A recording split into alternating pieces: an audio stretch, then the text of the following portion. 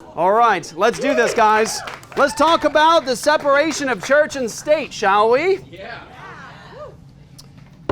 Now, this just might be the first time a nighttime talk show speaks about the separation of church and state in a way that is consistent with what it means historically, logically, and biblically.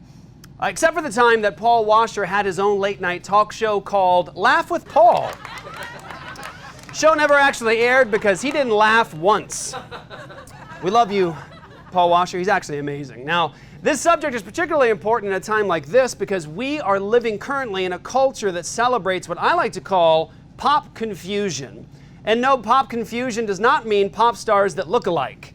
Justin Bieber and Miley Cyrus looking freakishly alike is just called creepy. Isn't that weird? Now, our nation is ruining meaningful distinctions, and our country loves it. Men can be ladies, ladies can be men, dudes can marry dudes, porn can be considered good drama, the government is in the business of healthcare, socialism is called good. Now, I mean, this country is so messed up, we're calling someone's grandpa a lady. Distinctions are good.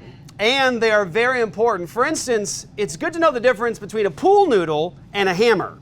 One is for hitting things in order to build something up, and the other is for hitting small and defenseless children. Both are useful, but it's important to pick the right tool for the job. Or the distinction between a dog and a cat. One will show you affection and be a loyal friend for life. The other is a cat. Choose wisely, friends. Now, we've obliterated distinctions in our day. We tell children that people don't need a mommy and a daddy, and that saying that there are distinctions between moms and dads is sexist, bigoted, and wrong. Basically, our society has become like the movie 3 Men and a Baby. Except our society isn't funny, and these snowflakes don't even know how to be manly. Listen, snowflakes, you can grow a mustache as much as you'd like, but you'll never be Tom Selleck. Now, it gets worse. Public schools disciple young children and catechize them with books like Heather Has Two Mommies, which, if you didn't know it, is actually a real book, and, by the way, poorly done. I mean, the plot is even in the title. Even the movie John Dies at the End had more twists than that book. Now, men can do what women can do, and women can do what men can do. Really? Tell that to all the loving and sacrificial moms sore from pumping milk for their babies. Now, I'm sure they would jump at the opportunity to hook dad up to be milked for a bit. Now, it wouldn't work, and even if it did, don't drink that. Don't do that. We were sold the idea that we don't need separate public bathrooms for men and women. Now, every woman knows this is a terrible idea. Not just because of the evil perverts who are capitalizing on the situation, but because women already have to tell you to put the toilet seat down at home. They don't want to remind you at Target, too. However, there is a place where the leftists, cultural Marxists, and social justice warriors agree to put a hard, fast, and absolute distinction. And here it is, the separation of church and state. Here we find one of the seemingly few things that these dismantlers of culture hold as sacred. It's part of their 10 commandments. Just imagine, if you will, their commandments being held by a vegan Charlton Heston. The first being, thou shalt not have any absolutes.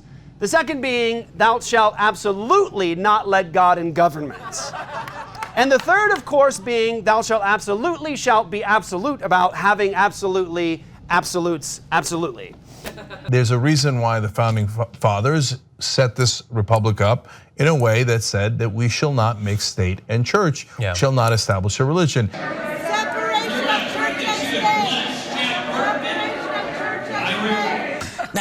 I have a very straightforward question. Good. Carl, because I'm curious about your choice for vice president. Do you believe in the separation of church and state? Sure. Now, listening to a modern liberal argue for a separation of church and state can leave anyone familiar with the actual history of this doctrine completely dumbfounded. It's like trying to make sense of this kid. Have you ever had a dream that that you had you could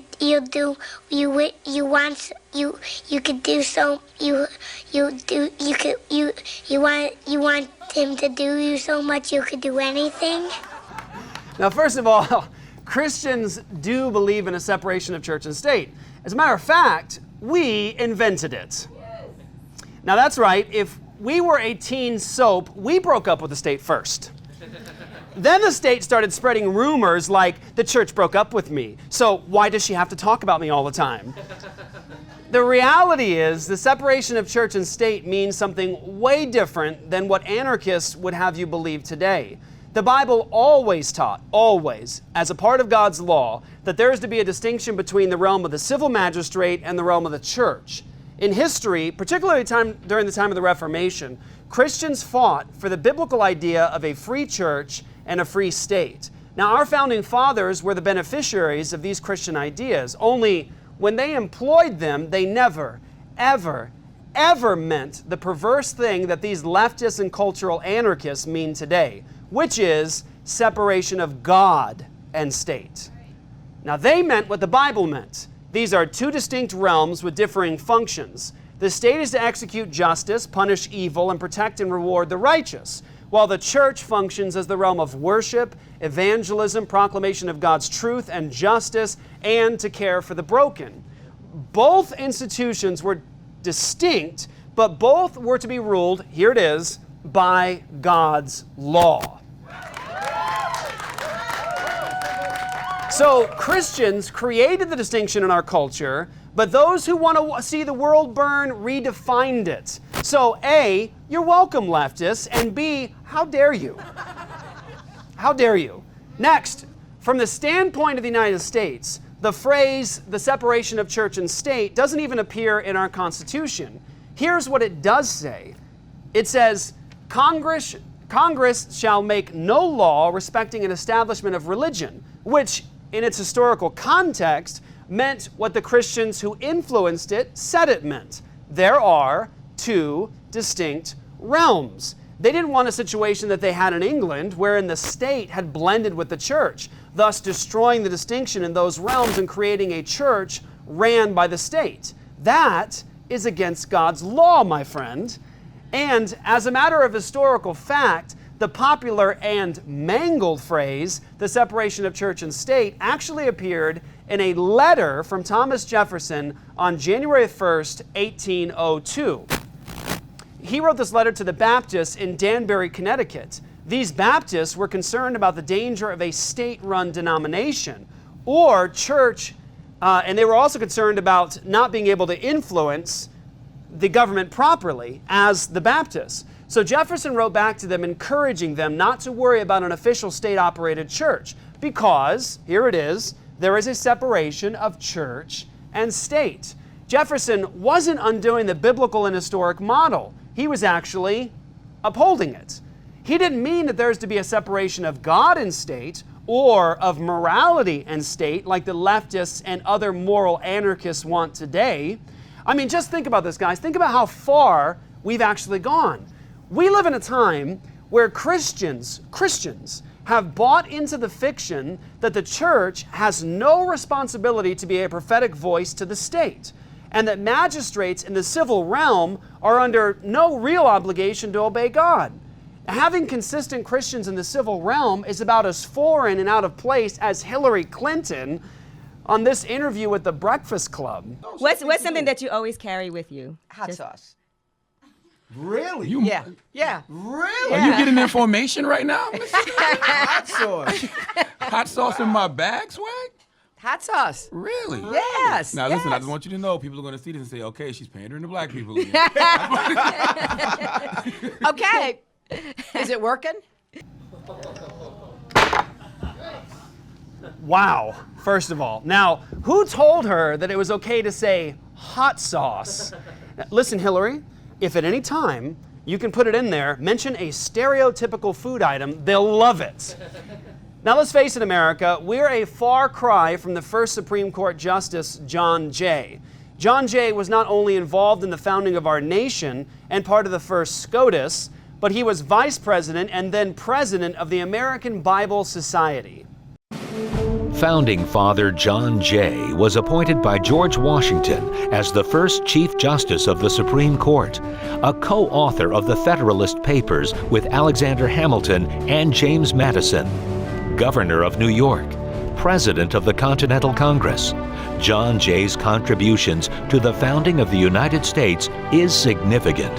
But did you know, under his leadership as president of the American Bible Society, he extended the influence of the Bible into Latin American and guided the organization as they increased their capability to produce more than 600,000 Bibles per year.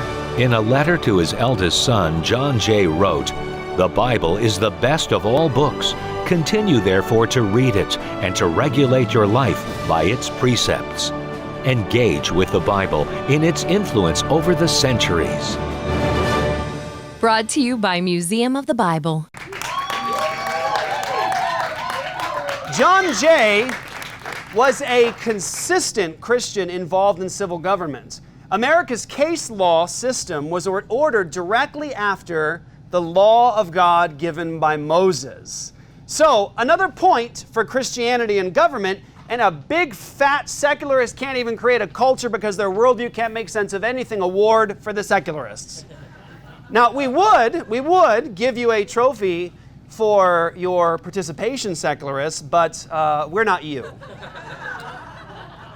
Now, John Jay was so committed to God's law as a magistrate that he enacted laws that were consistent with God's law in the Bible.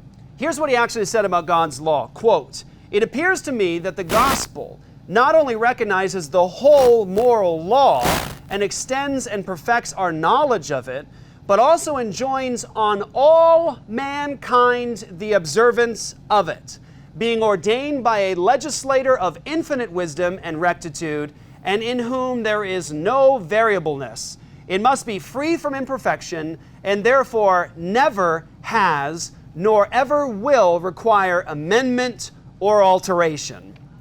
Close quote. Now, as Christianity moved throughout history, we've established culture. We've beautified the world, preached the gospel, and established justice. Everywhere we went, we proclaimed the good news of the Lordship of Christ, and we called people in every realm to obedience to Christ. Everyone, everywhere, is called to come under the Lordship of Jesus. Now, over the last generation, we've stepped away from being bold, consistent, and mighty, and the resultant fruit of this little evangelical experiment has brought us to a nation with total confusion. I mean, you know there's a problem when Taylor Swift has more Twitter followers than Jesus.